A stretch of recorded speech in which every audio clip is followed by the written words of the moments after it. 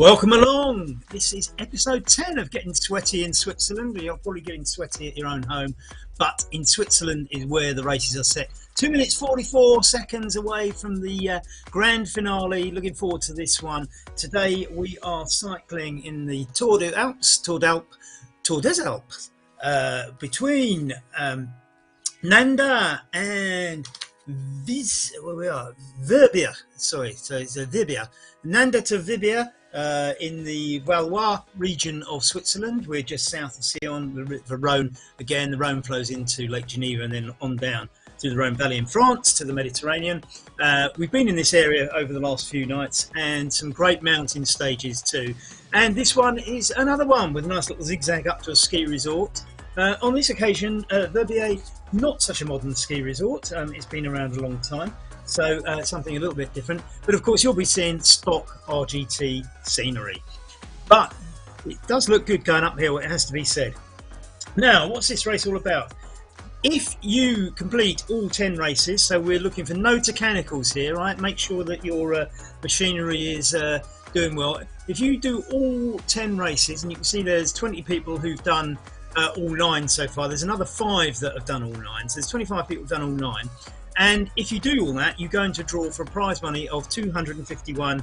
That's UK pounds. And I think all 25 should turn up tonight. I mean, if you've done 9, it must be heartbreaking not to do the 10th. And some of the people a little bit were not on your screens, and we have to sort of do a big shout out for people like Stephen Elliott and Anne Y, who have been absolutely marvellous, just hanging on in there, taking as long as they need just to stay in the game. Over 16 hours for those two, and that compares to 8 hours for John Beams, the current leader. We're under a minute from the start, but very quickly you'll see that the gap between John Beams and Daniel Cadiz, and let's face it, Daniel Cadiz is a great rider, so John Beams from Pedalers must be excellent. He's crawled out 19 minutes. Let's have a look at the route. So this is mainly uphill, but this is sort of one of these gentle things where you're going up the side of a mountain for a little dip into the valley, then back over out of the second valley. And this is where the zigzag up to the ski resort starts, and you can see it's that typical pattern of zigzags up the side of the mountain. We go just over the top of the ridge and then down into the Verbier, where we finish. So that's the route. It's nearly all uphill, so it's going to be quite painful for the riders. As I say, there's a little dip at the end, of course. Now we've got 41 riders online, which is great, and I can see Lee Marshall, John Beams is in there, Barbara Herrera, plenty of good names, and the people that we've been seeing. They're off. I'm waffling away about who's in it. They've gone off. I see a couple got stuck on the start line now. I hope those aren't mechanicals for anybody that's in that top 25. Let's keep our fingers crossed that everybody gets away. Paul Nichols up the front there, Barbara Herrera, John Beams, as you'd expect. John, by the way, from RGT. There's a little cluster forming, and the second cluster grouping up. So it is grouping up as we go into the first red zone. Now, you can see, as soon as it grouped up, we hit the red zone, and look at it stringing out here. Now, when I refer to a red zone, we're looking at the bottom of the screen. Red means going up. The darker the red, the steeper it is. Blue means going down. The darker the blue, the more speed you'll get. And green is not quite necessarily flat, but it is the benign bits of it. So we're on with first little red patch. We were sort of downhill from the start, as you can see in the bottom left-hand corner of your screen. And Mr. Mike Aid up the front there in 5th place. That's all changed a little bit now, isn't it? But so what have we got? Lee Marshall, Daniel Cadiz off the front there. I can't believe that John Beams is in 11th, 35 metres behind Daniel Cadiz. It would be a miracle if Daniel could pull this one out. 19 is quite a lot to claw back. I mean, I think I think it'd be very unfortunate for John to get a mechanical or technical in this race, but I think that's the main hope. Mind you, there is a gap there. See John a little bit behind, but don't discount him. He has proved time and time again in this series how good he is.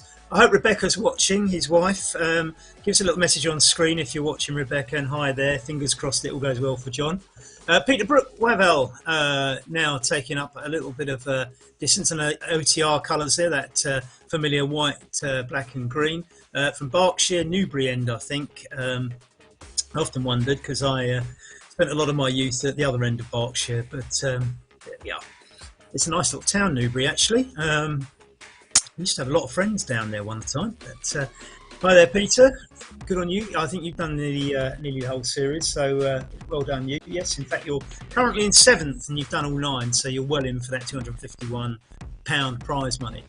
Now we're beginning to see a little break between 10th and 11th there. If you look on the left of your screen, a 50-metre gap between 10th and 11th, 25 metres from 1st to 10th.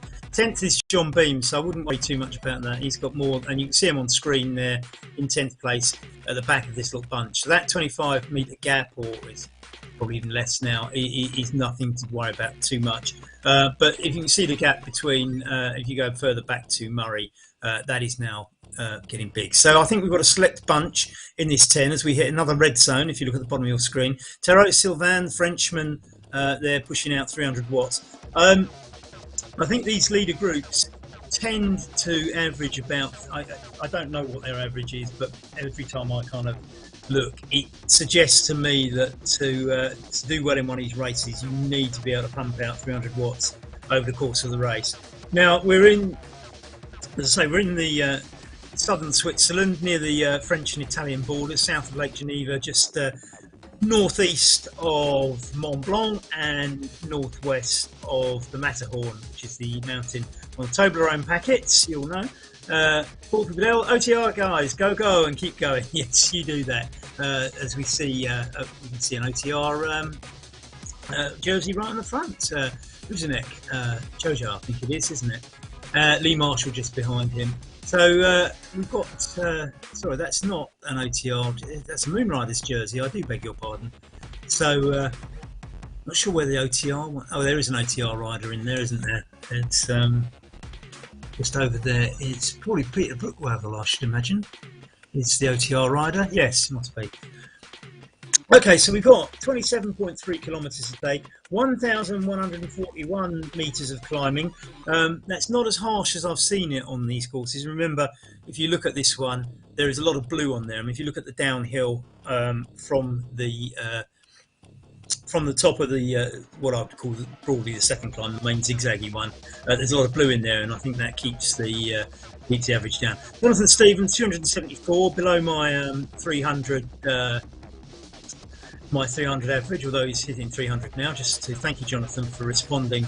And John Beams is sitting in there. Do you think he's just been a bit canny here and just sitting off getting the draft? Because he's quite comfortable there in 10th, isn't he? And yeah, it would be interesting. Daniel Cadiz on the front there, probably burning more matches from Santiago there in Chile. Probably burning matches compared to John. But as I say, I think the probability of pulling back 18-19 minutes today is pretty slim, but both will go equally into the draw, remember, for the £251. Anybody who completes all 10 races, and there are 25 people who've done 9 before today, goes into that draw. What will you spend it on? Bike parts, I should imagine. I'm sure I would. So who have we got in the top 10? We've got Lee Marshall here, Christophe Duran, Frenchman, pushing out again around 300 watts. This is what I would kind of expect. John Beams is in there too. Barbara Herrera. I think that's a fantastic name, Barbara Herrera. I mean, although it does make me think of Hanna-Barbera, the cartoon people. So Barbara Herrera with the Scotland flag. I'm quite sure why you're not watching. I suppose you need to do this to stay in the race, don't you? But you could have ridden earlier because Scotland are playing tonight. I think they were 1-0 up at half time with Nathan Patterson scoring the goal. So I think Scotland win tonight. They qualified for the first World Cup in many years. Disappointingly in a dry country for the Tartan Army, but there we are. So if you are listening, Barbara Herrera, as I say, Scotland 1 up. John Beams now, you can see him in the Zoom room. That's why his picture's on there. Always looking as cool as he, as cool as you like, and never giving the game away. Poker faced as ever, and nicely sitting in. He's moved up to 8, so he's not quite on that comfortable drafting position of 10th, or he's dropping back to 10th now. He's obviously listening to my words and treating it as coaching, aren't you? So John taking the benefit of the draft there. He's snuck up to 9th as Barbara Herrera drops back. Probably eyes on the football watching Scotland. Anyway, Peterbrook Wavell currently in the lead as this bunch sticks together. Murray out on his own there in 11th. And you can distantly see the next rider behind him at 104 metres, Thunberg, and from Denmark. Yes, there we are. And John By the way from the RGT, an RGT man himself in the race there.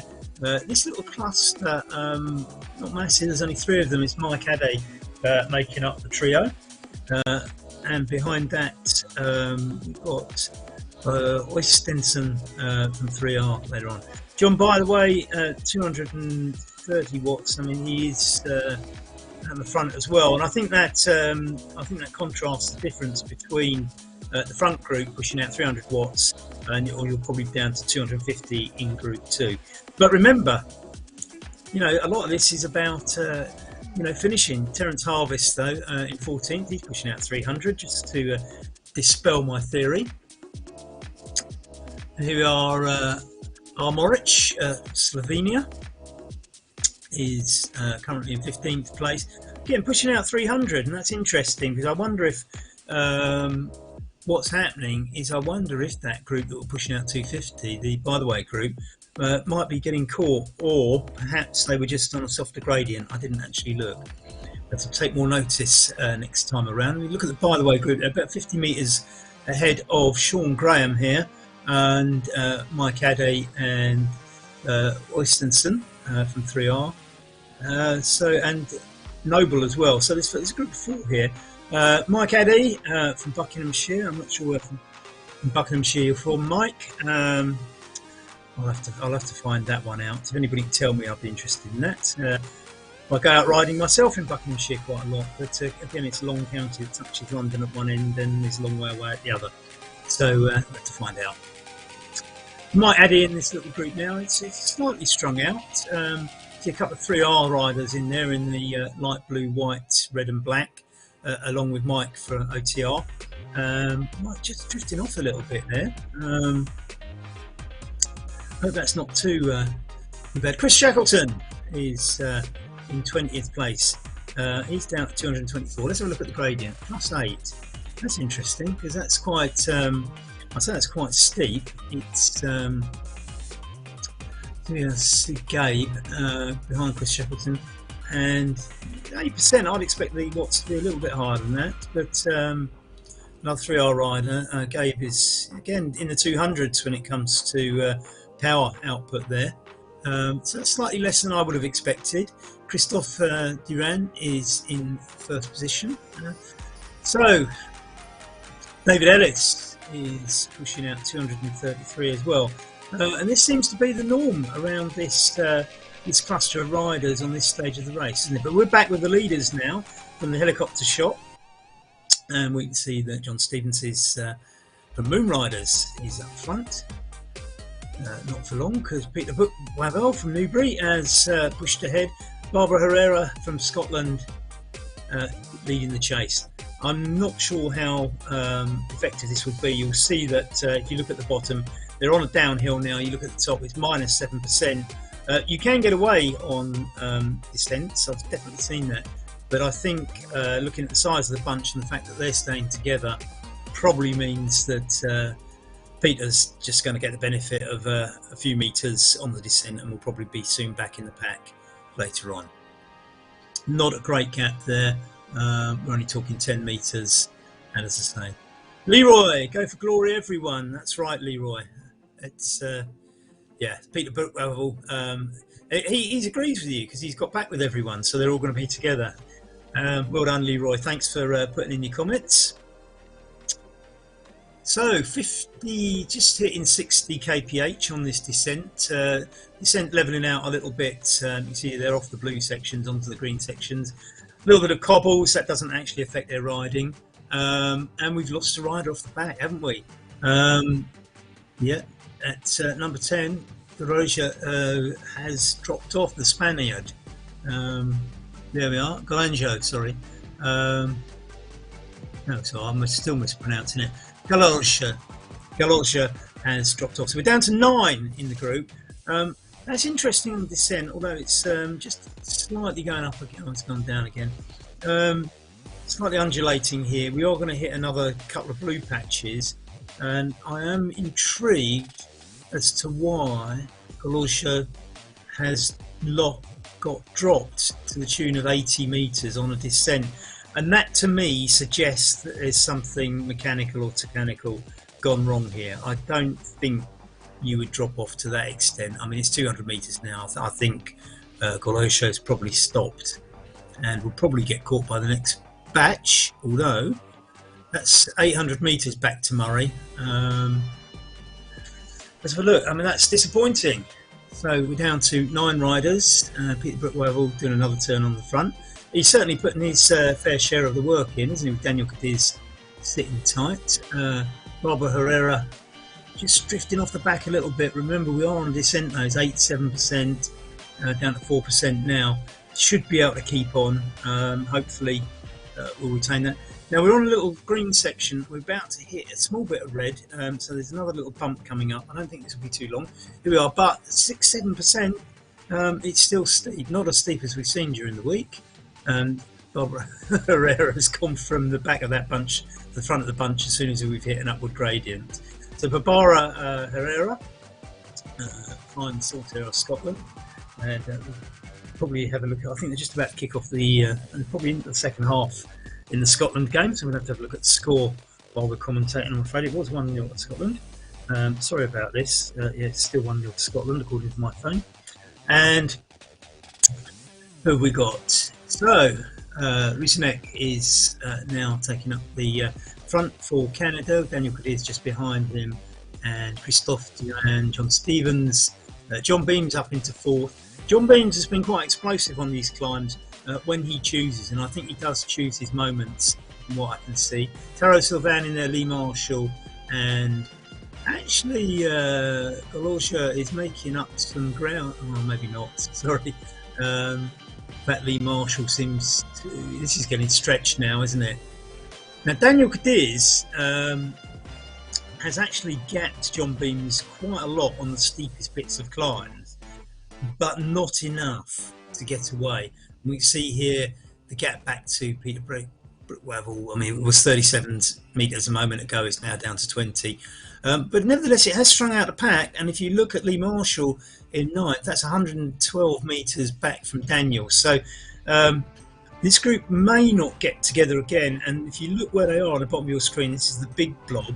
They're about to come up to a long red section. Now, this will suit Daniel.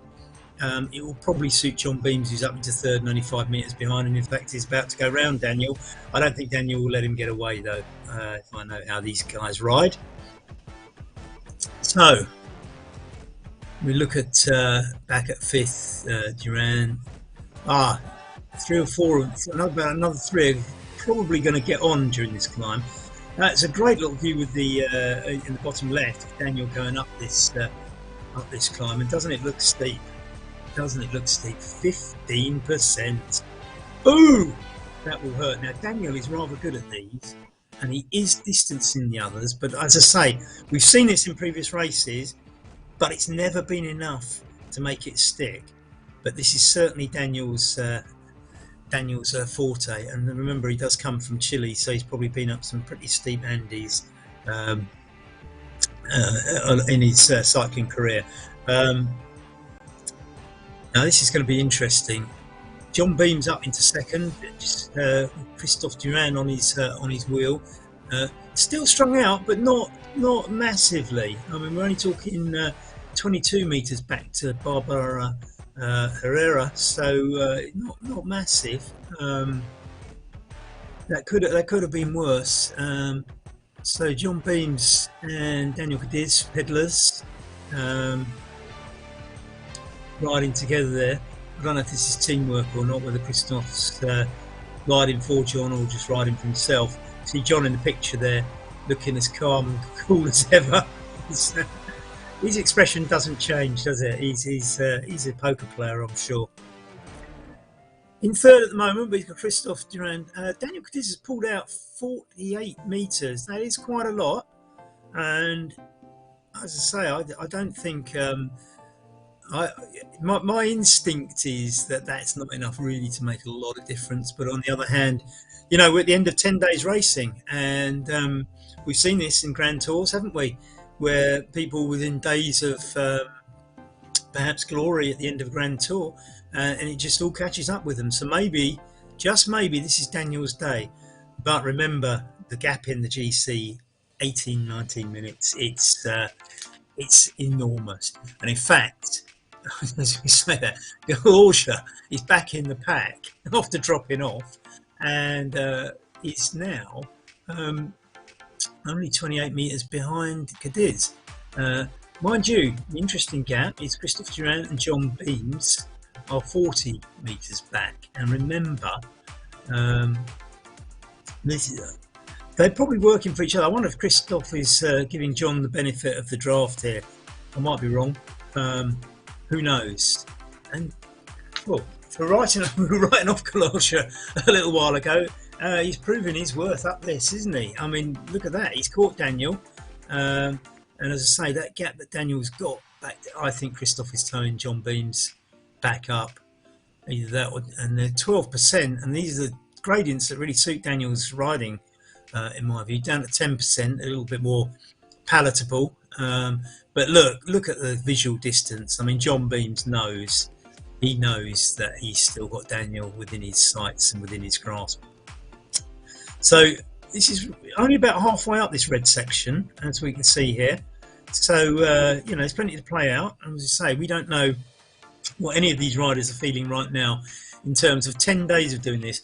And if you look at this 15.9% gradient down to 14.6 now, I mean, I look at that and wince, but they've been doing those sort of gradients night after night on here. I mean, this is a race for the toughies.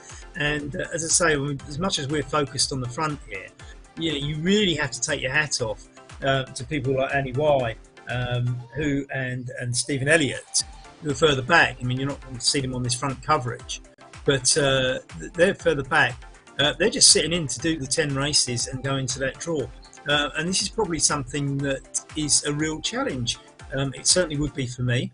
And I think when people like that, you know, can sit in and do this 10 days on the trot with ridiculous double-digit gradients night after night, I think they deserve our admiration and applause, regardless of whether they're at the front of this. Of course, it's particularly difficult being at the front, as we see John By the Way and Sonnenberg on the 15% stretch. Mike Addy there back down at 17 for OTR. And as I say, I think you have to take your hat off, chapeau to every single rider that's done this. Steve Noble for 3R now in 18th position. Steve putting out 300 watts at 14%, and he's probably feeling every pedal stroke at the moment, I'd imagine. Woistenson, Norwegian, and he's putting out another one, 300 watts on his 14%, and likewise, as mountainous as Norway is, I suspect he's feeling every pedal stroke and wishing the top would come in sight. But in fact, they're only at the foot of this little section, and look what they've got coming up later. Clive Byam, 250 watts, probably more my level, Clive, and I still don't think I would like to be swapping places with you right this minute on those sort of gradients, and you're near the foot of that first red section. Stefan de Smet, and he is Belgian. He's in 23rd position, 250 watts. Again, this is more my sort of territory when it comes to output. Cadence of 66, and I'm sure their cadences are faster than that when they're on the flat. 24th, Jerry Claw from Deutschland, and David Ellis from Nottingham just behind him. Joanna Clark, and Joanna doing very, very well just ahead of David Ellis, and if it's David Ellis, I think it is. He's a man from Nottingham, I believe. Another Ellis, we've got a Ellis as well. So all the Ellises are in the house. Elisa Ellis, I think Elisa is in the 25 that might go in the draw. Yes, she is 21st at the moment in the rankings. So go on, Alicia. This is really, really impressive. I think it's fantastic. You get in there. You get in there. Go for it. So to say, David Ellis there as well. We've got Paul Nichols, Builders Cruella. Oh, it's Dan Ellis. So I do beg your pardon. So it's not the guy I think it is. It's Dan Ellis. So we take everything back. But well done, Dan. I still think it's. I think it's very admirable. Marcin Szybia from Poland, and Marcin pushing out 240 watts there. He's from Wrocław in Poland, the chap I know. He's just ahead of Paul Nichols, Builders Cruella, nicknamed by Derek Bucock, as far as I'm aware. Paul Nichols, yeah, you can see the cartoon of Cruella de Vil. He's nicknamed because of his riding style, nicknamed by Derek Bocock, I believe, who are both in OTR, and that's James Ogilvy's team. I think Joe he was riding tonight, so I can't see his name on the list there. Maybe we've missed it out somewhere. So who we got here? Garcia from David Garcia from the USA. I believe that's the USA. Don't tell me it's one of those. I know it looks. I think some of those other islands have got very similar flags, but I'll assume it's from the USA. Schillebeer from the UK in 30th, putting out 183. Matt, well done, Matt. Very impressive. And get back to the Y family at the back there, and we can see Andy Y. This is Andy F. Oh, Andy.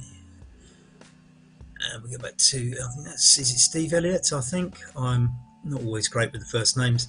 Yes, it is Steve Elliott, who's steadily going up in 32nd place, and I still think it's amazing that anybody wants to sit in their garage and ride at 16% up a mountain this long. Annie Silik is next, Annie Silik pushing up at 15%, and we have the Y family here. I assume this is Hal Y and Annie Y. Now Annie Y is the one to watch here. She's the girl that we're giving all our respect to. So they go into a little bit of a downhill, 8%. And you can see if you look at the bottom how far back they are. But it's all about finishing for Annie. So you go, girl. You go for it. As I say, I don't know if HY is a husband, I don't know, parent, sibling, or whatever. But well done for giving Annie the draft. I think this is fantastic. Look at that. That's exemplary, isn't it? The way Annie's just sitting on the wheel of her counterpart. And yeah, well done for turning up and helping our Annie through all this. Now we go back to the front. So what have we got? John Beams at the front with Daniel Cadiz in third. And the man that I mistakenly wrote off a little while ago, Galorja, is sitting in there with them. Now they are over 100 metres ahead of Taro Sylvain and Christophe Durant, the French pair there. So all that sitting in by John Beams was clearly just biding his time and waiting for the moment. I think this is the break. I think this is it now. I don't think anybody's going to fall back from those three. Certainly Beams and Cadiz are the two outstanding riders in this series. Galorja is quite clearly up to keeping with them at the moment, but look, they're just at the bottom of the big one. Now this goes on for a long way. If you just look at the bottom of your screen, you can see how far this goes. Now this is the zigzag up the valley. Galorja is going for it. Now I'd be very interested to know why he dropped off earlier, because I think something went wrong.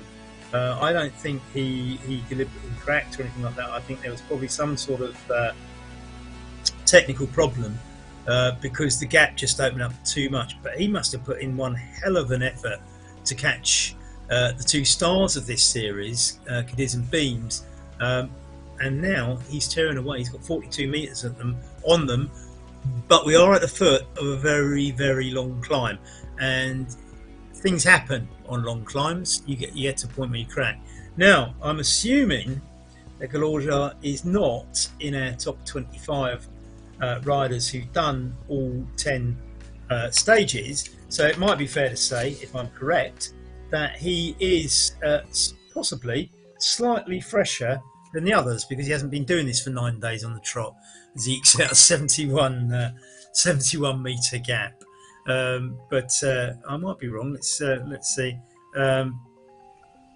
So let's see what he does. I mean, he's certainly eking out something that looks rather magical, shall we say, in terms of gapping these two, because these two are phenomenal. Yeah, that's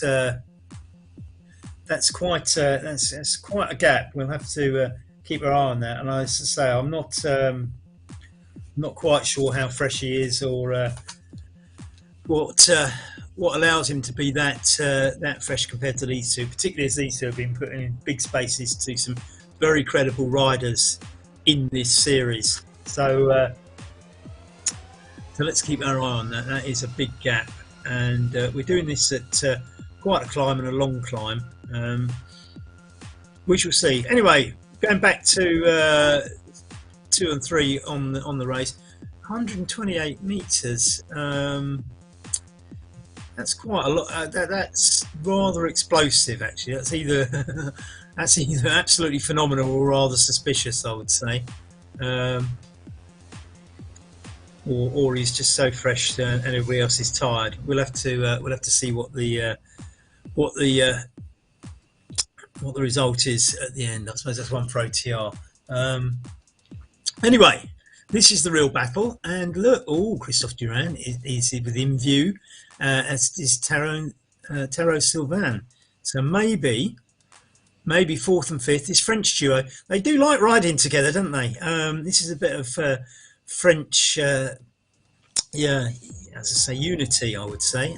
These two often, although of course I think they do, it's every man for himself when they get to the sprint at the end. But yeah, the old French unity, camaraderie and egalitarianism means that they are going to catch the race leaders, John Beams and Daniel Cadiz. And I think we're going to probably focus on these two now, because Colaggio is out of sight in phenomenal form, but there is a question mark as to why and how that can be achieved so far into this race on steep mountains against some very top riders. But we shall see. There it is, out on his own. But focusing back now, the big question is, what's going to happen? I think Durand and Sylvain are going to bring themselves up to Chilean and British series leaders, and so that's now 4 people in this group. They work together. Daniel Cadiz putting out the 300 watts that I would normally expect from these sort of caliber riders at this sort of gradient, at this sort of stage into a race. So it's looking quite natural for these guys at around 300 watts. Interesting to see what Colaggio's watts are, because they must be phenomenal, which is a little bit interesting. But there we are. So let's see. Christophe Durand just pushing off the front a little bit, but I don't think he'll make that stick. My feeling is that these 4 riders will probably make it pretty much towards the top as a group, and it will probably be sorted out on the descent, and I suspect that's probably going to suit John Beams best, but I could be wrong. Now they've got a clear 250 metres on anybody else, and I think, as I say, if we look at the positions from 2nd to 5th, that's where the race is going to be interesting. Looking back further, we've got Arrest and Sonberg, so we've got Poland and Denmark. In 12th, Jonathan, by the way, he's of course an RGT man, as you can see next to his name, RGT team. Actually works for RGT, and Graham just behind him. A couple of Brits, not working together like the French, though, are you? Eh? Well, let's learn a bit from our cousins from France. Let's have a look. James Ogilvy. Hey, James. I was expecting to see you in the race today. Ogala needs to look at its weight setting. It is at the default 50k. I think he has forgotten to change it. we will have to disqualify, unfortunately, Race HQ. So you're hearing it first. Thanks, James. Thanks very much for chipping in and letting us know. That was rather explosive, and there was some doubt. He's going to be disqualified. So second onwards is where the race is.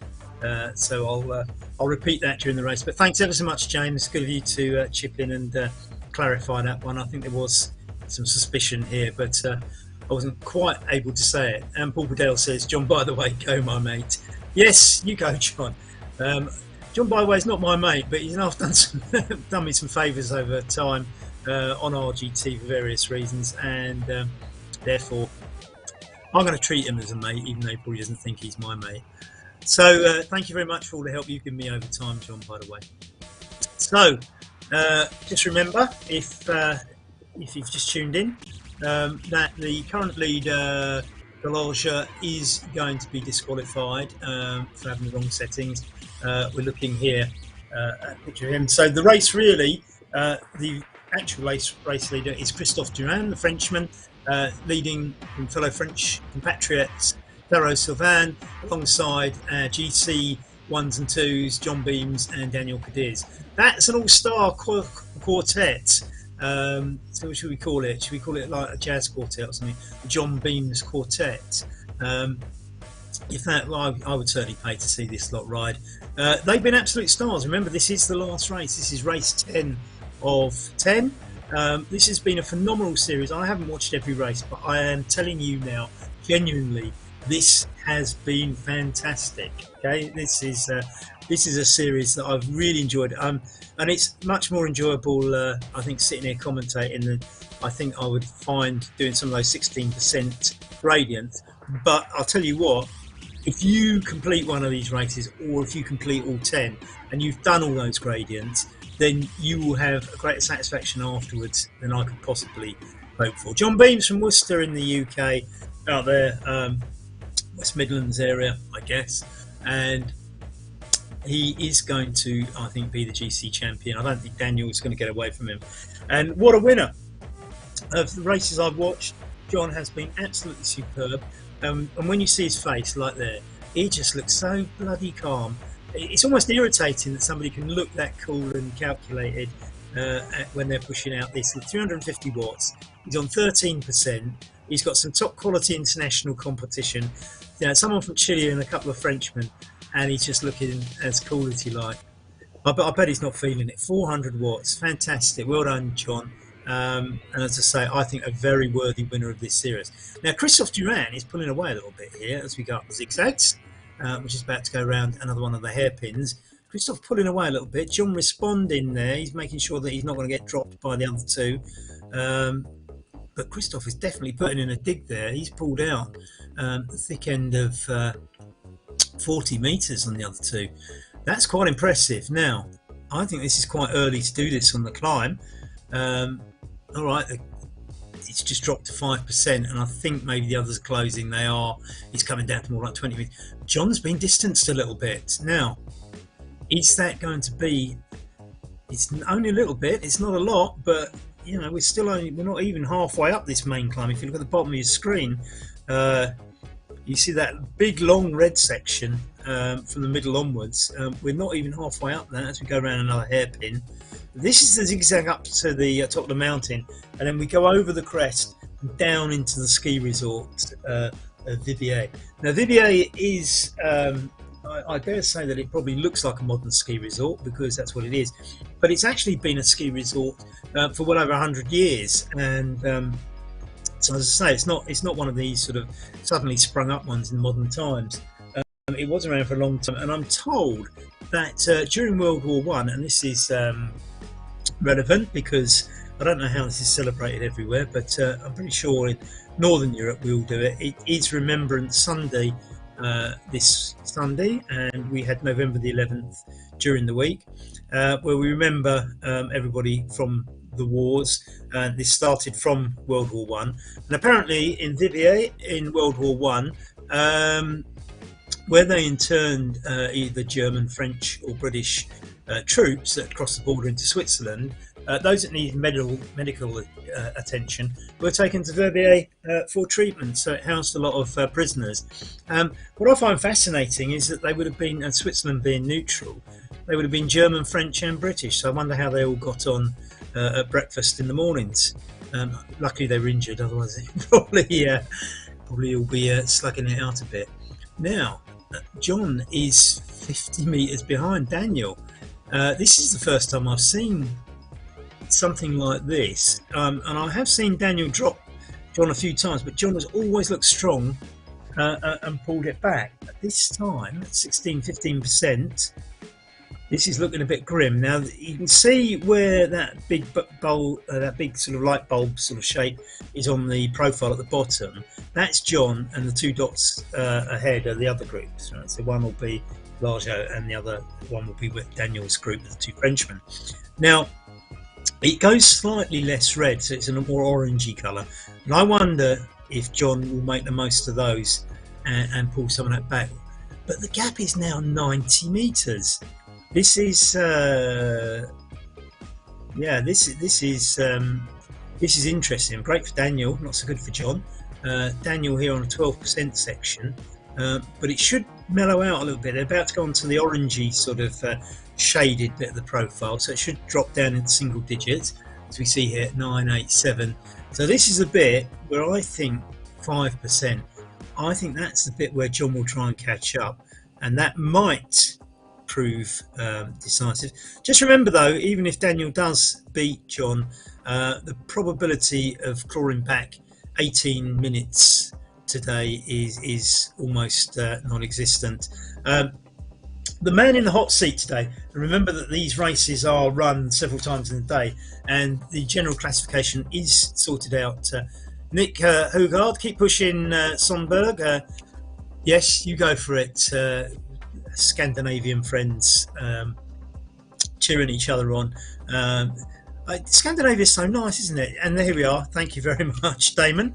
The current fastest time, as I was about to say, was Kevin Cervelo, 1.05. I wonder if he's riding a Cervelo, or in fact, I wonder if that's his real name, and he just gives himself the name of the bike. I did go to a talk by one of the founders of Cervelo a few years ago. He told me the whole history of how they got the bike brand going, which was quite fascinating, actually. So fascinating that I bought the biography and read it when I got home. So if you want to know anything about the early years of Cervelo, I was going to say I'm your man, but actually there's probably better people than me. John Beams here. Now John is 150 metres. This is not the John Beams we've been watching, and I can see he's looking down at something. I don't know if there's something not quite functioning on his bike, but his face, you know, we usually have that. Oh, that's not sorry, that's not John, is it? It's somebody else in the Zoom room. Oh no, it is John. Sorry, I beg your pardon. No, he's back up now with that poker face. He looks like he's just putting a bit more energy into that now. Back up to 300 watts. The gap opening up though. I mean, it's really down to 130, so it's maybe he's just catching up now. As I say, he's on that sort of 6% gradient, which suits him a lot better, I would suggest. He may be in a better position to tell you. I'm just guessing on what I've seen. And you can see actually from the names above the riders that he's only just the other side of that hairpin. Back down at 117. This is the John. Oh, this is John all over, isn't it? He's just like fantastic rider. Is he going to pull that back? Oh no, it's out to 140 again. Gradient goes up to 11. I certainly think the steeper gradients suit Daniel, but for Daniel, from Daniel's perspective, look at all that blue after the top of the mountain. I mean, after that, they're going to have to, descend. And if John's pretty good at that sort of thing. So I think this is far from over, isn't it? I mean, just remember, if you just tuned in, Galorgia at number 1 is going to be disqualified. I believe the settings are wrong on his bike. Keith Aitchison. Hiya, Keith. Thanks very much for getting in touch during the week. That was really nice. Brilliant to chat with you. Now, clarify one thing. When I was commentating the other night, I was intrigued that Keith was from Spain and Barcelona, but had a very British-sounding name. And he tells me that he's from Whitley Bay, up there in Northumberland. And although I've never been to Whitley Bay, virtually every Geordie I've ever known speaks very highly of it, and from what I've seen of it on the television, it looks quite a place. I'll have to go and visit one day. I love the northeast, lovely people too. So thanks very much, Keith, and yes, go Peter Brookwavel, and stay with the lovely rhythm. I wonder if you're talking about the music in the background. So Christophe Duran, yet again pushing out. He's got 33 metres on Daniel Cadiz. Daniel Cadiz not quite separating himself from Taro Sylvain, but he could be on the way to doing so. John Beams now 200 metres. I think this is going to. I think this is going to be the one racing. This is interesting because we're now probably 3/5 of the way up this climb. 200 metres. I don't know. I would fancy John on the descent, but you know, if Daniel makes this really stick with a big gap, it might not be enough for John. Which we'll see. This is going to be fascinating, isn't it? This is like one of those, you know, when you're watching on one of the Grand Tours and you get the breakaway. Daniel is effectively the breakaway, and we know that there's that wily little master of John Beams lurking in the background, biding his time. So don't take your eyes off the screen. This when we get to that descent, it's going to be an absolute cracker. Doesn't the scenery look good when RGT stock scenery goes up some steep hills? 9%, and you get those wonderful little cliffs and all the hairpins. Well done, Damon, for getting the you know, the helicopter views of all this. It does. I know it's all drawings, but it kind of, you know, has that feeling of that whole, you know, Grand Tour thing when they get to the mountain stages, doesn't it? It looks absolutely superb. Well done to James Ogilvie for running all this. I think you've put on a superb series, James, and everybody else from OTR, who I suspect has probably made some contribution somewhere to it all. I've really enjoyed watching these and commentating on them, and I have to say, I think generally the RGT community is a fantastic community. Love every one of you. Slightly disappointed now that we've got a leader who's going to be disqualified. The gap is just too big to be true, but nevertheless, it's a race from second onwards. In reality, I don't know if any of you ever go horse racing, but sometimes the bookies actually take bets on the race as if a certain horse wasn't in it, because it's supposed to be such a red hot favourite that it makes the betting a bit uninteresting, and so some bookies actually exclude horses from races, or at least I've seen that happen. I don't know if they still do. It's a long time since I've been at horse racing, but there we are. Christophe Duran now has carved out 100 metres. Christophe has shown his mounting credentials over this series, and I think that is quite impressive. Taro Sylvain and Daniel Cadiz still tight together, whether or not Christophe can hold this or not. Timo, hiya. Timo, back in the Moon Riders, and why wouldn't you? Nice to hear from you, Timo. Hope you're well, mate. Timo from Germany, of course, Timo Achenbach, one of the RGT community, lovely guy too.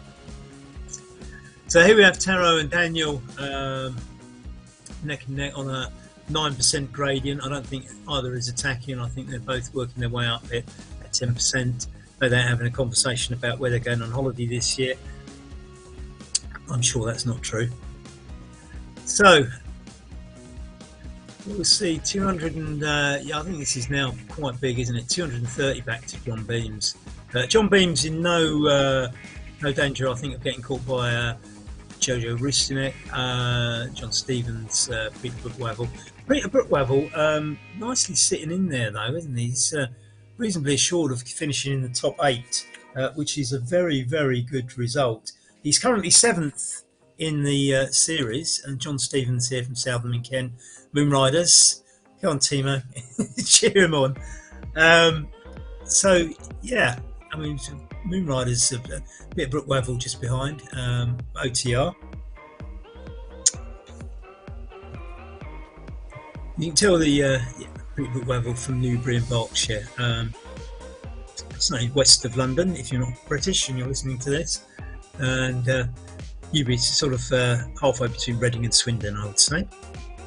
It's a town I visited a lot. It has a nice race course there, and just south. If anybody's ever watched Downton Abbey, the house they used to film Downton Abbey, it's just south of Newbury, I believe. I can't remember its name, but Anyway, that's where that was filmed. Lee Marshall now here in 9th position.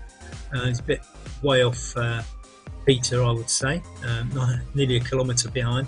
Barbara Herrera, the Scot with the fantastic name. I love that name. That's going to stick with me. And quite rightly getting cheered by the crowd. Look at that, applauded past the advertising hoardings on the cobbles and round the bend. This is the graphics in this have been quite good as well. I do like the way that it's been built up with the OTR slogans and everything else along the way. Now, the leaders are getting to the business end of this climb, aren't they?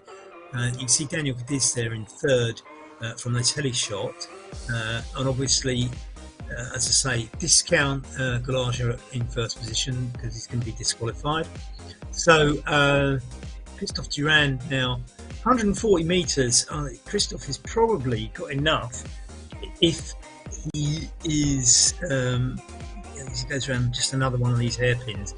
Christophe has probably got enough now to win this race, so long as the others don't work together too hard on that long descent. Now that long descent is quite steep and fast. You can tell that because the colour blue is quite deep. So I would expect that to be sort of in the 7-8% upwards range as they go down that hill. And if you remember when we looked at the profile earlier with the live mapping, he went over the mountain crest and it dropped quite sharply into the ski village as it came down. Meanwhile, just having a quick flash, I see that Scotland are now 2-0 up, and Nisbet has scored. No, not Nisbet. Oh, Charlie Adams has scored a 2nd goal. So Scotland will be at their first Football World Cup for a long time, and it must be coming up to full time. So that's fantastic news. Barbara Herrera flying the Saltaire there. It's the only Scottish flag I've seen in the race, but and if you're listening to this a couple of days later, I do apologise, but it clashed with the Moldova-Scotland game, and so I have got one eye on the scoreline there. Well done Scotland with their 2 main strikers both out today, getting the crucial win. Back to the racing. This is going to be one for France, I think, because I think they're probably going to get at least 1st and maybe 1st and 2nd, maybe 1st and 3rd. It won't be the first time these two have finished on the podium together. Yeah, heroes, every one of you too, Dave. Yeah, I'm really working hard here, James. You have no idea. You know, I'm looking at the football score with one eye, drinking a drink with the other, and watching this fantastic event that you put on. I mean, mate, this is heaven. Thank you, James. It's absolute heaven. Yeah, I can't thank you enough, James, and Damon for asking me to do this. This has been absolutely brilliant. Thoroughly enjoyed it. So you see Daniel and Taro here going up 8.3%, as I say, getting to the business end of that climb. I think this is going to be thrilling on the descent. The big question is, can John Beams make up the ground now? That's a big gap. That's 340 metres now. I wonder if it's all catching up, you know, nine days racing in his legs. And let's face it, he has been emphatic in this series. John Beams has undoubtedly been the star, and you do have to feel for Daniel Cadiz, who's been absolutely brilliant and just beaten by a slightly better man. And it really does, you know, every time I see Daniel, all I can think of is Raymond Poulidor and the eternal second. But could this be Daniel's day? Could this be Daniel's day? This is the day that Daniel, you know, gets the big win. Probably not. I think he's probably not going to catch Christophe Durand, but he's certainly going to have his moment against John Beams. Can't wait for this descent. I think this is going to be an absolute cracker. Get in there, come on, boys. Let's go for it. I wonder how everybody's getting on further back. I mean, don't forget we've got to applaud everybody who's in this. I think that look at that view, isn't it? I mean, it's great scenery. I know it's not even real, but it's fantastic, isn't it? It's stunning. As I say, the first 25 in this all go into the cash draw, and I think, you know, wherever you finish in this, to do these sorts of races is brilliant. Wherever you finish, and we have to give big shout outs to Stephen earlier and Anne Y. I know Anne Y's got what I perceive to be a family member turning her around today, and that's brilliant. Isn't that fantastic? This is about community. It's about help. And you think about it, Anne's taken twice as long to do this as John Beams, and yet they will go into the prize money draw as equals. How good is that? And don't forget, I think James can probably give some details on the screen, but I think there's an event that you can tune into on the internet with the roundup of all the races and the decision and the draw as to who gets that money. James, correct me if I'm wrong on that, please. But yeah, that's something to do Saturday afternoon. Remember, it's international, so there's no football to watch. So here we go. Paul Nichols. Oh no! Oh, he's back though. Paul Nichols, Cruella. Cruella's had some cruelty at Tacanical, but he says, "Well, I'm back, baby." You go for it, Paul. Well done, mate. Fantastic stuff. So, look at Mike Addy now, the man from Buckinghamshire, piling it up 10% in OTR colours, 220 watts, and getting a nice applause from the all the crowd. And as I say, they all look summer, rather dressed for summer, don't they? And I suppose if you're from the southern half of the world, it probably is summer, but it's definitely getting colder here in Northern Europe. Steve Noble, 3R riders in that familiar kit of light blue, white, red and black. You can recognise that anywhere for 3Rs. And just looking at this now, where's John Beams? 460. I think it's definitely all over for. I don't think John Beams is going to finish on the podium. He's going to finish one slot off. Remember, it says fifth on there, but he's really fourth because Kalaga is going to get disqualified. Christophe Duran. Now, is this going to be one of those great solo breakaways? We're probably not giving him enough credit, are we? He's pulled out 250 metres. He's just about to go over the top. Now, he should, by getting over the top of 250 metres, he might actually be able to extend that a little bit just by being there first. But of course, everybody else will soon get onto it. I guess we're looking at the last little bit of the climb now. So we've got one more zigzag to go.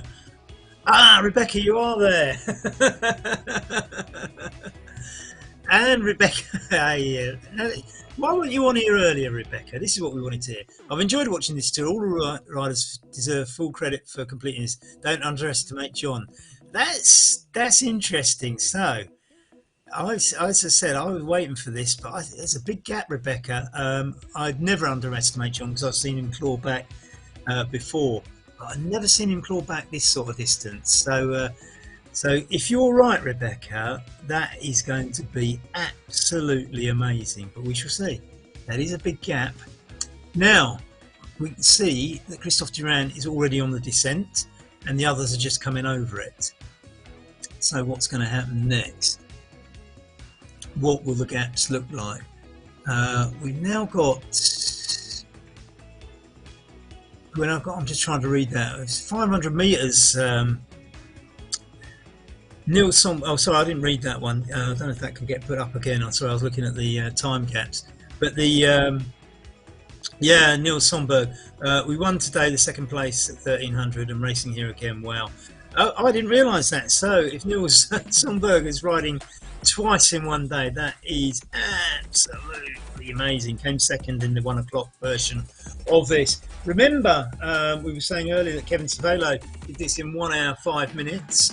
We're now 55 minutes into it. So, and remember, of course, yes, we've got 5.9 kilometres to go, but this is going to be, pretty heavy downhill stuff. As I said, looking at that, I said it'll be 7 to 10% based on the how dark the blue is, and it's gone between 7 and 10% just as we're looking at it.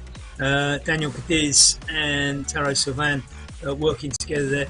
John's down to 800 metres. Oh, go on, Rebecca. Go on, cheer him on. I hope you're in the same. I assume you're in the same room. Go on, cheer him on. Tell him to get going. It's up to a kilometre now. on 12%, while the others are steaming downhill. Though, remember he will get the advantage of the downhill in a minute. But whilst he's climbing and they're speeding down, John Beam's having a quick look around there, probably questioning everything I'm saying, because he's probably sitting there going, "Don't underestimate me." As he turns one of the last hairpins towards the top, 7.5 kilometres to go. Remember, Christophe Durand was 5.9 last time we looked. Slightly easing off the gradient. John Stevens is now just 100 metres behind John. I don't think John Stevens will catch John Beams. I think that's probably asking too much.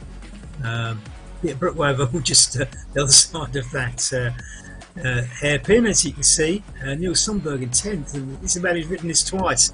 I think I would probably be off the bike for a week if I'd written it once. To go past the ZMS advert, that's Taro Sylvain descending at 10%, getting 74 kph, which is why I'm wondering now, the other thing to look out for is, are we going to beat the 1.05 that Kevin Cervelo has put into the hot seat? Christophe Durand now with 3.7 kilometres away on 57 minutes. I think at these speeds, 72 kph on that dark blue descent. Okay, there's a bit of green at the bottom, so it's not necessarily going to sustain that sort of speed.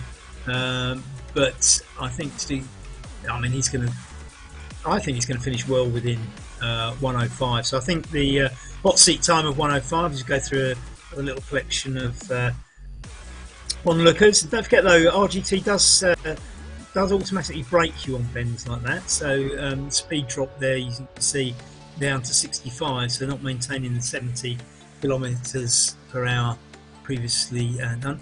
Taro Sylvain and Daniel Cadiz still working together and probably getting the benefit of the draft. But interestingly, right, they're hitting 75, 76, 77 on this little stretch. 79, 80, that is fast actually. So I'm just trying to look now. I don't think they're going to get Christophe, because Christophe has just made up too much on that descent already. Now John is on the descent, and now what can John do here? How much? Yeah, that's too much, isn't it? I think they've just got away too far on the descent. Daniel Cadiz is 3 kilometres ahead. So that means that basically John Beams, to catch Daniel Cadiz, is going to have to ride twice as fast. And given that the descent is nearly all the way to the end, I think that John is not going to finish on the podium today. I'm sorry, Rebecca, but he's definitely going to win the series. There's no way he's going to lose it. Well, it'd be virtually impossible now. Just make sure all your mechanical stuff and your technical stuff is working well, John. You've got the series, Pedlars, well done, and a worthy winner too. But despite Rebecca's optimism, I think this race is now going to be won by Christophe Durand, and I think second place is going to be fought between Daniel Cadiz and Taro Sylvain. So Christophe reaching the Flamme Rouge, 1 kilometre to go, and you can see that probably 2/3 of that is on deep blue descent, still at 62 kilometres an hour. The last bit on green looks downhill to me, but I don't think. In fact, the finishing line will be somewhere on that green section, so the finishing line will be before the end of the green. So I think Daniel's got a fast 60 kph plus descent to the finishing line. He's down now to the last 600 metres. I think the race is his. Well done, fantastic riding. 500 metres to go there as he passes the sign on the right. Christophe Durand for France is going to be today's winner. Now then, who's going to finish in second place? Sylvain and Cadiz still neck and neck. John Beams is going to finish fourth, and he's going to be a real hero in the series. And we watch Christophe Durand is rightly today's winner for a fantastic performance. Well done, Christophe, for France. You are today's winner. It says second on there, but the Galajo is going to be disqualified. Taro Sylvain and Daniel Cadiz. Now this is going to be a little bit of a tussle. Who's going to get this one? Daniel Cadiz finally beats John Beams, but doesn't get the win, and he's still got to fight for second place here with Tero Sylvain. Who's going to get this one? 300 metres. They're playing cat and mouse. Nobody's showing their cards. I would say 200 metres is probably where somebody's going to have a dig. No, they haven't yet. Or is still no? Nobody's still going for it. They can turn that last bend, and Daniel Cadiz is going for it. I don't think Tero's going to bother contesting that. So Daniel does get himself a second place. It says third, remember, but the leader is going to be disqualified. John Beams coming here. It says fifth. He's going to get fourth place, quite comfortably in the end from Ruzinek, I would predict, from Stevens by the looks of it. John Stevens is the next rider behind. I don't think John Beams is going to let somebody 100 metres behind catch him on this descent. So, John Beams, I have to say, I think everybody in the top four today has been immense, right? And John Beams is certainly going to be a very, very worthy winner by a long stretch as well. So results are coming up. Ignore Elber Galaja, who's going to be disqualified. Christophe Durand is the winner. Now, we do have to wait a little to find out some of the sort of other results and the let's say the other results. I don't mean the other results. We do have to wait for James to put all the other results and factor in what the final table looks like on the collective times of all 10 races. James would be hot on that as soon as this race finishes. That's his evening sorted out. No going down the pub for James tonight. He'll be stuck there on spreadsheets sorting out the general classification order. So look on RGTDB later on this evening, and as I say, hopefully James will put something up on here. But there is something event. There's an event going on Saturday afternoon where everything will be announced, and the draw for the £251 will take place. John Beams now going through the Flamme Rouge, virtually assured of being general classification winner of Tour de Alpes, and he looks back. Give us a wave, John. Fantastic, mate. You've been superb in the series, and a very, very worthy winner too, as he comes home now in fourth place in the race, but the leader of the general classification, the star of the show over 10 days. And as he drops down on, isn't that amazing? The avatar drops down onto the handlebars as he sits up and takes a drink. But I hope there's some alcohol in the next drink you take, because you've done really brilliantly, John. There's 200 metres to go. Not a lot should go wrong now, should it? He says, touching. Yeah, there, here he is. He's got the, oh, brilliant, what a touch. He's got the champagne glass in his hand as he goes across the line. What a start, yes. Santé. Well done, sir. Chapeau. Fantastic. Well done, John. Look, thumbs up, arms aloft. Don't forget to point to your sponsor on your jersey. That was brilliant. Well done, John. I like that bit. Peter Bookwevel coming in now in 8th. We've missed a few finishes here. Sorry, John Stevens, Jeja Rusnek. Peter Bookwevel from Newbury coming in next. Lee Marshall. Sonberg coming in from Denmark as well next. So what? Lee Marshall now. Still actually got quite a way to go. There's still 5 kilometres. That's interesting. If you look at the gap, I mean, if you just look at that, most of the field are still on that big long climb. Our winners, you know, our first little clutch have all finished, first 4. And we've got Ruzinek, Stevens, Bookwevel, Marshall, Sundberg, all to come in, still 5 kilometres away, halfway down the big descent. And everybody else is still going up the zigzaggy mountain. And I think that just shows you how classy front clutch riders were. Daniel Cadiz from Chile, presumably got lots of mountains at his disposal. 2 Frenchmen, who I assume probably go and do a bit of climbing in the Alpes and Pyrenees, or Massif Central, or Vosges from time to time. And our very own John Beams from the UK. And I suspect it's just all British hill climbing for you, isn't it, John? But I don't know. But you just actually stormed these mountains. Very, very commendable. As we look at Lee Marshall now, 4 kilometres to go. He's enjoying the downhill. I should imagine in this particular race, it's just an absolute joy. Paul Nichols, Cruella, coming in telling us, huge congratulations, John Beans. I think we can all agree with that, can't we? As Lee Marshall takes on some cobblestones down the hill. Rebecca Beams, wahoo! Hey, well done to my wonderful hubby, super proud wife here, and so you should be, Rebecca. Absolutely, he's been phenomenal, hasn't he? Very proud. I hope you're all going out and celebrating big time. Well, maybe this evening, I don't know. It's still 7 o'clock, you can still get out, or maybe tomorrow's the big day.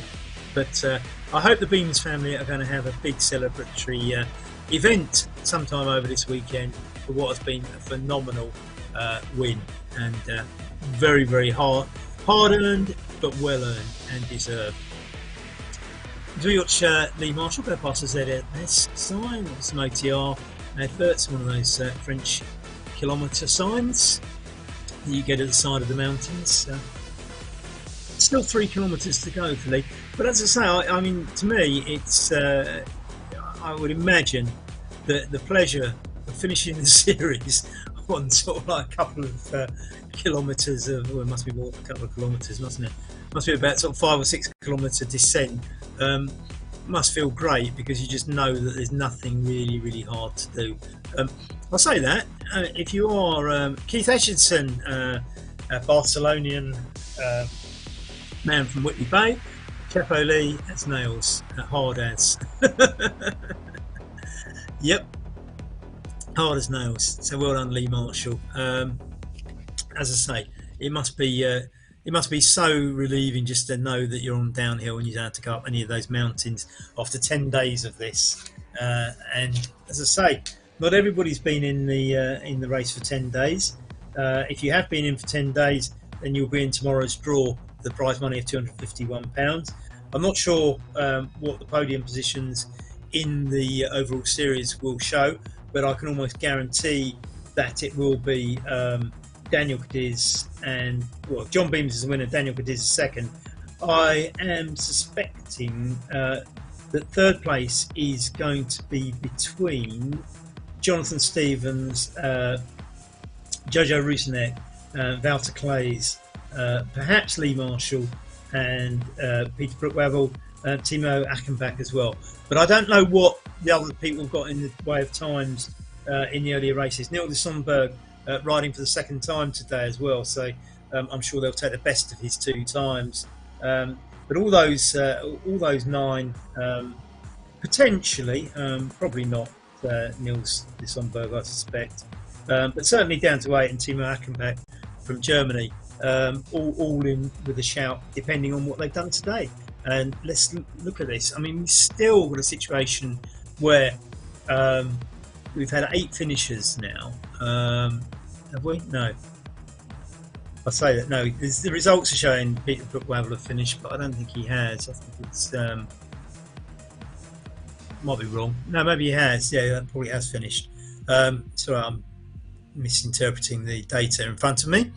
By the way, I will say professional commentators do this, and even though we're all volunteers here on the RGT community, I was sitting there watching Blackpool versus QPR the other day, watched Ilias Chair have a shot on target, which is the Blackpool goalkeeper caught, and then the commentator spent the rest of the first half telling us that QPR hadn't had a shot on target, which was quite amazing.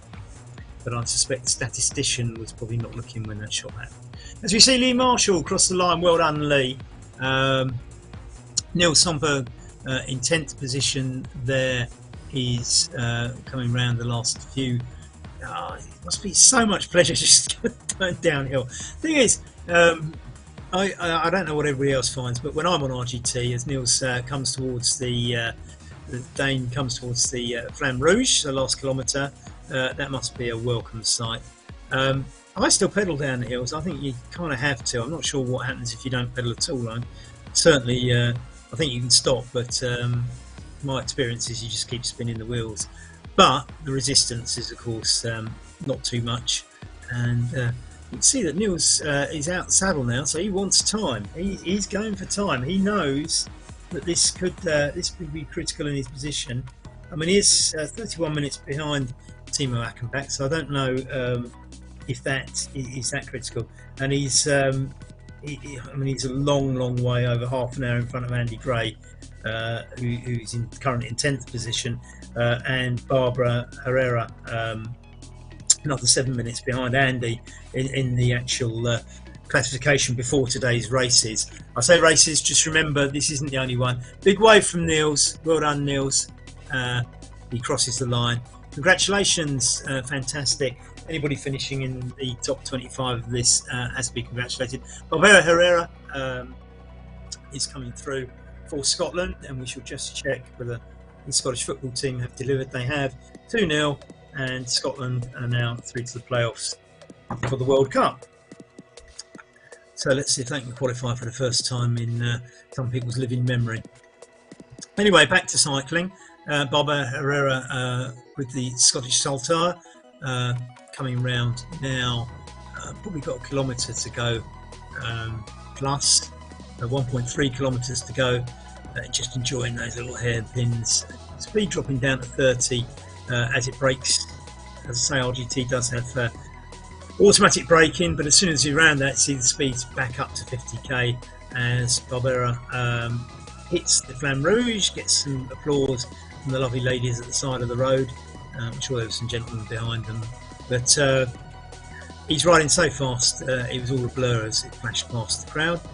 Down to the last 800 kilometres. We've got these nice little signs at the side of the road for the sprinters to show how far it is through the finishing line. A nice little touch. And let's say we've got, we were saying earlier, I mean, Kevin Cervelo at 1.05 was in the hot seat today. The first 8 in this evening's race have all beaten the hot seat coming into this, which does tend to suggest that most of those, if racing against, and we're talking about the general classification, if their rivals did earlier races, then they should have all gained time on their rivals because they've all beaten the man in the hot seat for today. Barbera coming in, 90 metres to go. If you're listening, give us a wave. I'm not suggesting everybody is. Maybe not then. But congratulations, Barbera, and triumph for all Scots this evening with the football team, securing a very vital win in Moldova. We're not here to listen to my remarks about football, and I do apologise if you are listening to this after the event, because none of that those flash scores will have been of any relevance after the event. If you're watching the stream, I do apologise, but as I say, some of us had to sacrifice watching that game to enjoy the cycling. Now obviously cycling was first choice, and it would have been anyway. John, by the way, RGT's man now 500 metres from the end. Keith Aitchison, Jonathan Stevens gets third. Is that in I'm just are you talking about GC? I don't think yeah, I think you must be talking about I take it you're talking about the GC there, Keith. If Jonathan Stevens has got third, and I think that's probably about right, because he was 9 minutes ahead of Jojo Rusinek and has beaten Jojo Rusinek, so I think you're right, Keith. Well spotted. I'm not sure what Wouter Claes has done today, but he must be outside the 1.05 because he wasn't in the hot seat. Wouter is on a very rich vein of form at the moment, but I'm guessing you must be right, Keith. So well done, John Stevens. You've got third in the GC. We now know top 3. That doesn't mean you don't have to watch tomorrow's show when they do the draw for the money, and I'm sure every one of these guys will be. Steve Graham coming in 14th position, 1 hour 15. Still very, very impressive. I have to tell you, I had a look at this route earlier on today, and I put it on Google Maps and pressed cycling, put the route in, and it said that it would expect you to cycle this in 2 hours 15 minutes. Our guys are cycling that in half of it, and I would suggest that even the riders near the back of this particular event this evening will thrash the Google Maps expectation that this takes 2 hours 15. Now I suspect the Google Maps is aiming that at the average person on the bike and not a racer, but nevertheless, Christophe Quentin from Clermont-Ferrand. Hi, Christophe. Great that you're listening. Great to see you, mate. Yes, John, and congrats to all the riders, women and men. Absolutely, absolutely. Be interesting to see how Annie Y's getting on further back. Nice to hear from you, Christophe. Glad you're still around, and another one who's an important part of the RGT community. So Winston is next up, a 3 hours rider, 2 3 hours riders. There's one behind him, although 2.8 kilometres behind him. He's in his last 500 metres, as we can see as he goes past the 500 metre sign, down the valley, enjoying the descent. Barbara Herrera, Terence Arrest, John By the Way, Sean Graham, all in within. Sean Graham just outside 1 hour 15, but as I say, that's an hour faster than let's say Google Maps expects the average cyclist to do it, which gives you an idea of how good these guys are. And I dare say that professionals probably do it in probably at least I don't know, maybe 75% faster than this of the World Tour professionals. So, but this is very, very impressive, and some of the speeds they've been going up, those 16% climbs, I've just been in awe of, because I couldn't possibly do that. As Mike Addy and another 3R Noble cruising. I wonder if they're going to sprint against each other in the last little section. Be interesting. Still got 2 kilometres to go, so I don't think that's quite the moment when anybody sprints. Then Mike Idea riding for OTR, and Noble at 3 hours rider, currently in 16th and 17th position. I'm not sure how many riders are on the road. It says 20 riders online. I'm always a little bit confused about that, whether or not the riders who finished, who haven't logged out, are still counted in that. Perhaps somebody with a better technical knowledge of RGT than me can explain. But I think with 15 finishers, it's quite possible that 20 riders are the riders who are still out on the road racing. Mike Addy just about to enjoy passing through the Flamme Rouge with his compatriot Steve Noble, and behind them Chris Shackleton will be the next rider after them. He's still 2.5 kilometres to go. Gabe and beyond that, Dan Ellis still 6k away, and Ellis another 6k away as well. The riding together, so I assume they are teamed up. They've got the same jerseys as well, so that would suggest so. But 6 kilometres, as I say, yes, the gaps might be big, and you can see that most of the field are still on that long climb. There's even a couple of riders right at the back still on the very first red section. I'd be interested to know who they are. I don't know if we can find out who's right at the back on that earlier red section. Not even halfway through the course yet, but the gradients we've got and the amount of climbing we've got here. Well done, Noble and Adé, as they cross the line. Esti Smet, a Belgian from Flanders, guessing by the name, coming across next. Chris Shackleton will be 19th when he gets home. And as I say, the gradients that we've been climbing in this are phenomenal, and just to finish this, I think I'd be proud just to finish, put it that way.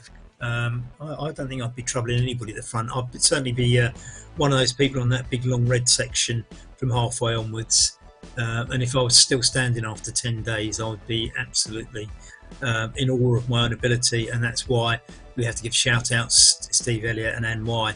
Anne Y with I think what might be a husband, but certainly a relative, HY, there for company today to get through it. I assume that it's probably an absolute pain cave in the Y household this evening. Chris Shackleton then putting out 227 watts despite the fact he's going downhill, which shows he's still making an effort. Riding at just under 50 kph as he comes through the Flamme Rouge. Remember the hairpin benches for the Flamme Rouge will automatically brake you and drop your speed, so it's, by the time you hit the Flamme Rouge, as you can see, he's gone from 40 something to 60 something, because he's got his speed up on that steep descent. The dark blue part of the map, as you can see in the bottom right hand corner of your screen. So Chris now with just 700 meters to finish in 19th.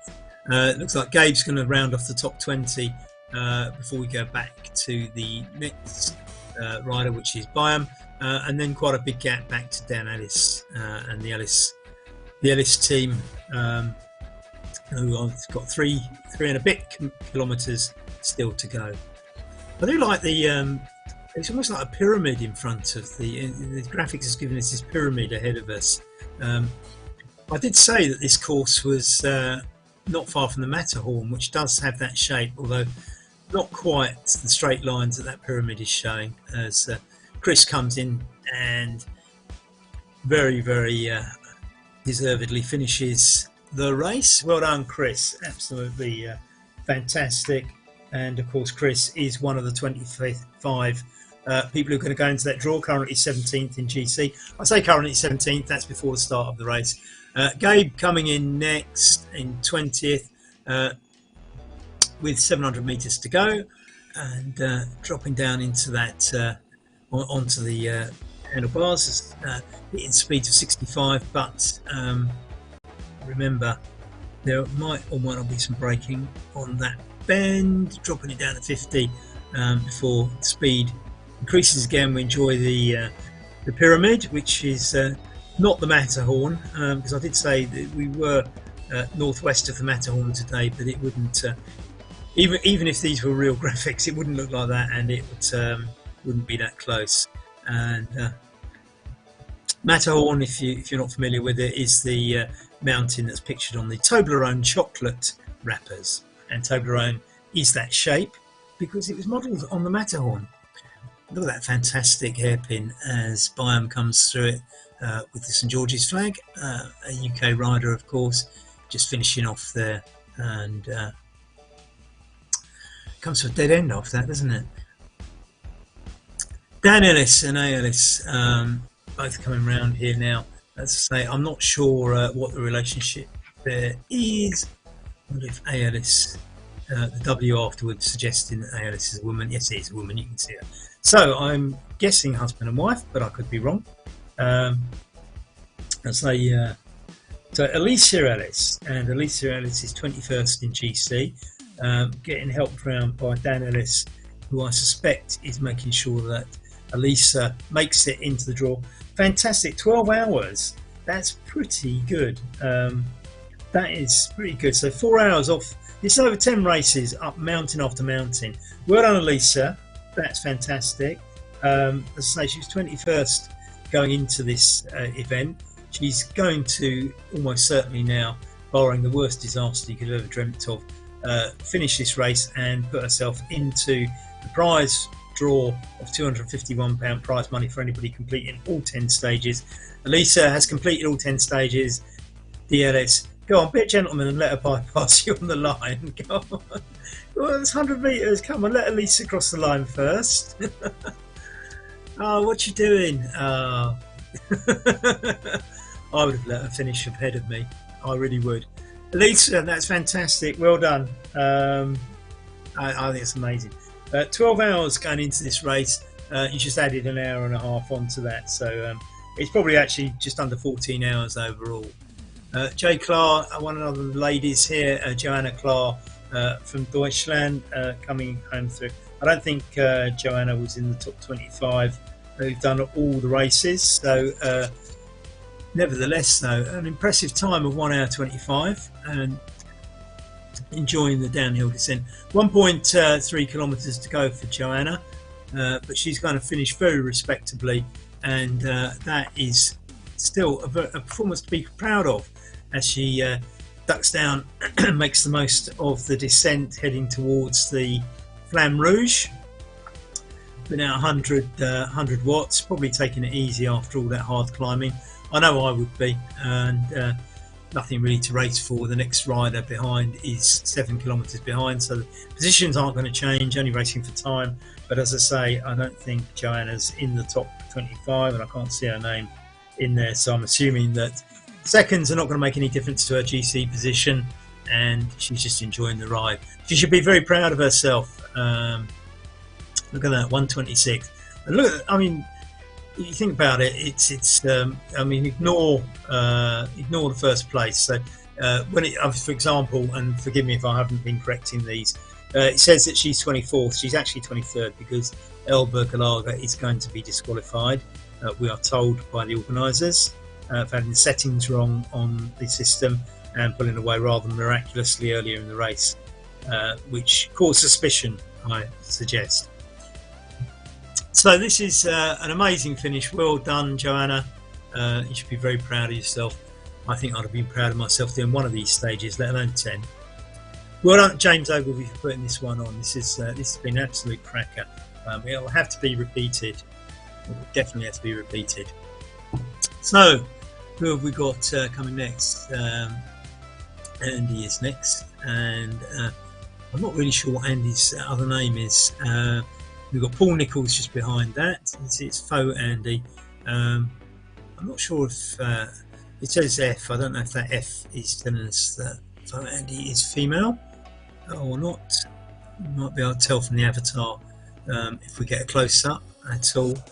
200 watts. Still going uphill. No, it's a man. So the F is probably just for the initial then. So I'm going to assume you're called Faux. I'm not really sure if that's right, or Andy's your first name or not. Maybe it's Andy Faux. Who knows? Anyway, perhaps somebody knows and can clarify that on screen. I'm just going to call you Andy for now. So Andy was 6.6%, 7.8 kilometres to go, still on this climb, and you can see the massive riders. Still, there's 11 riders. It says online still. I'm sure there's more than 11 dots on that red section of the route. So I'm not quite sure why there's a discrepancy. There are definitely more than 11 dots on the route, and it's only saying that there's 11 riders online. There's a discrepancy there. Andy suffering here at 10%. Oh, go for it. 11%. Ouch, ouch, ouch, ouch, ouch. Must be getting nearer the top though. I'm not sure quite where that kicks in. I'm assuming Andy is the front dot at the top of the climb. As we see Paul Nicholls now is the next one along. It says 26th. Paul Nicholls will be 25th, and Paul Nicholls is almost a kilometre behind Andy here, and they're both probably about 8 kilometres away from the end. So a little while to go, and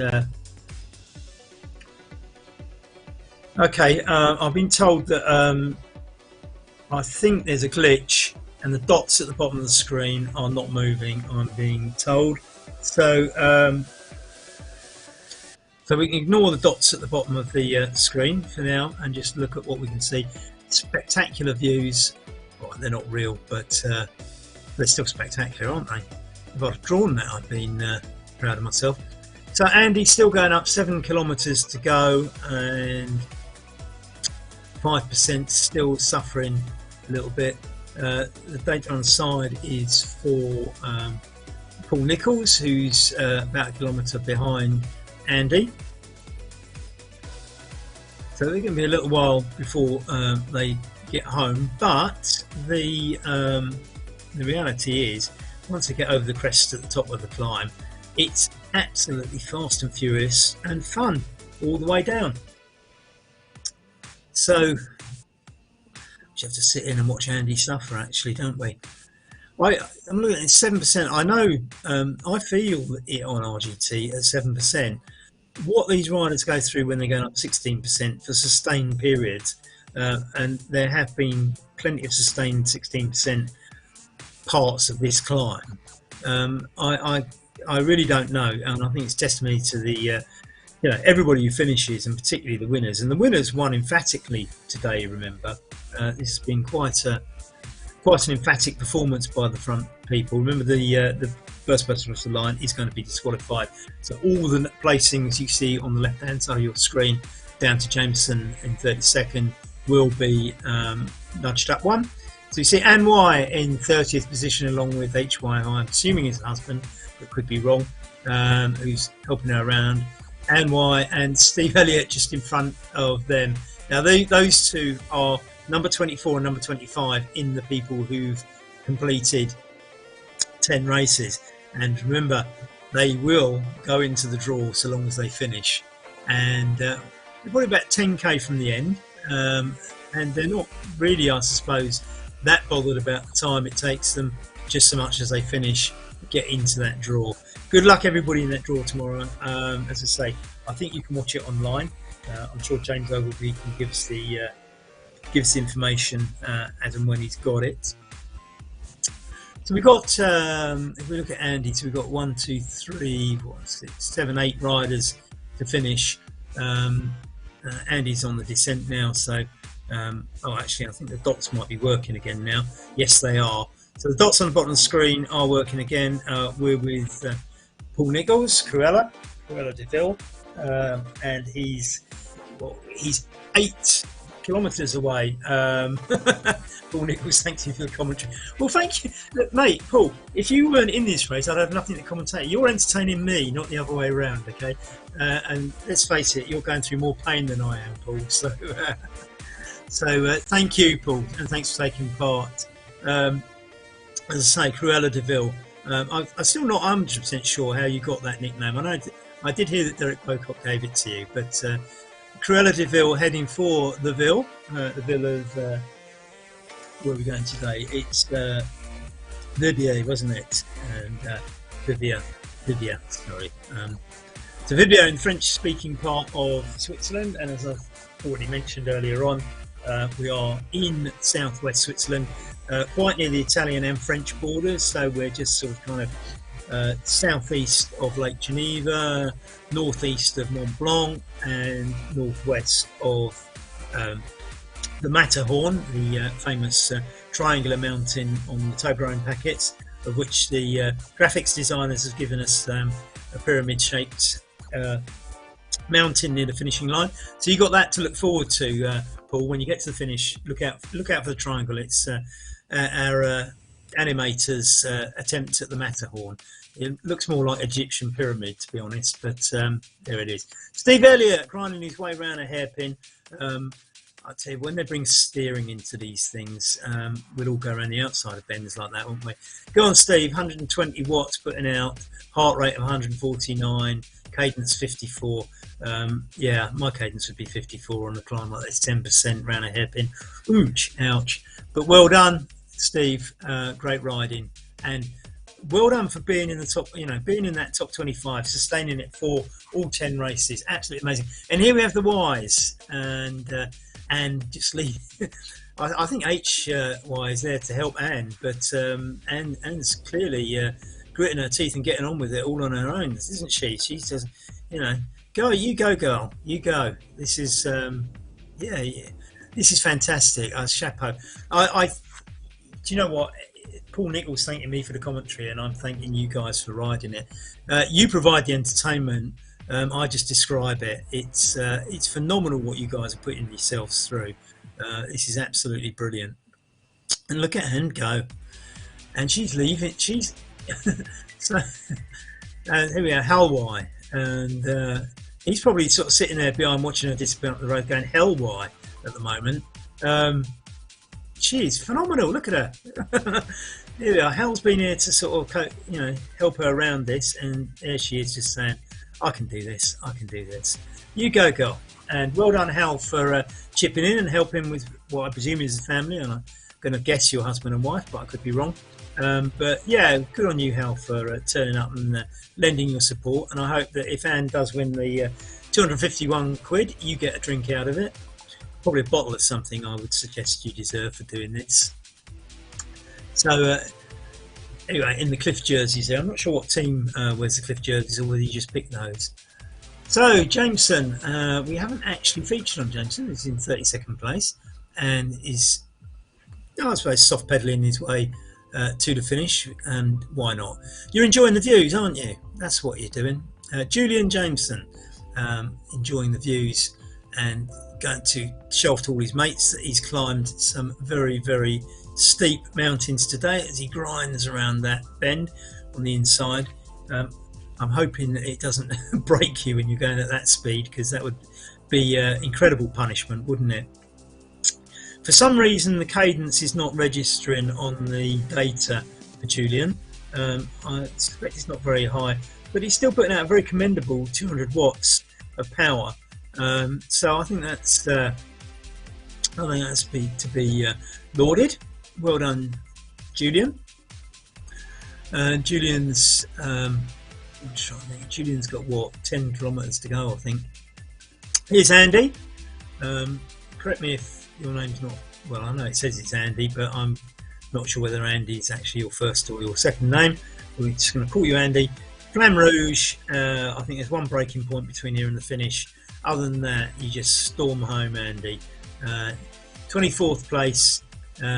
You probably, if you're not listening to the commentary, and here's the thing, not everybody is, Andy might actually get a pleasant surprise when he wakes up in the morning and finds out that he was a place higher than 25th. I think it's something to look forward to.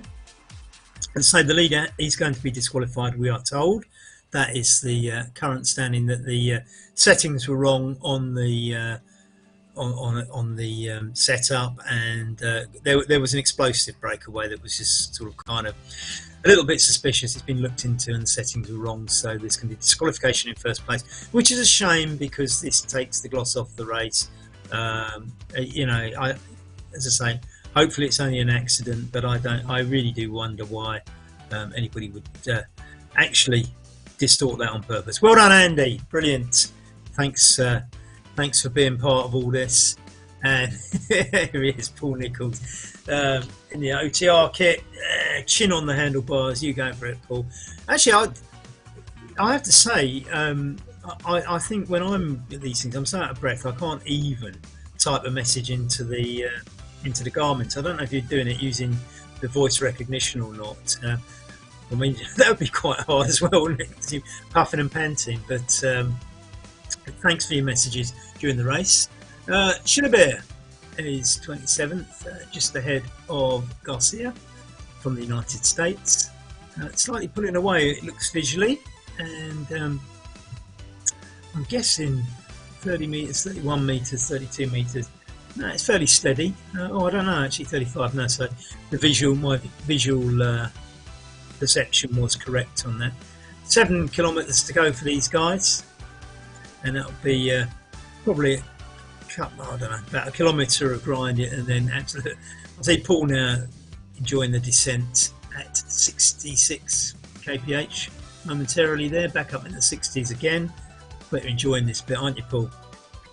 And you look in the other screen and see poor old Garcia grinding up the mountain. This is entertainment, isn't it? Especially when somebody else is suffering all the pain.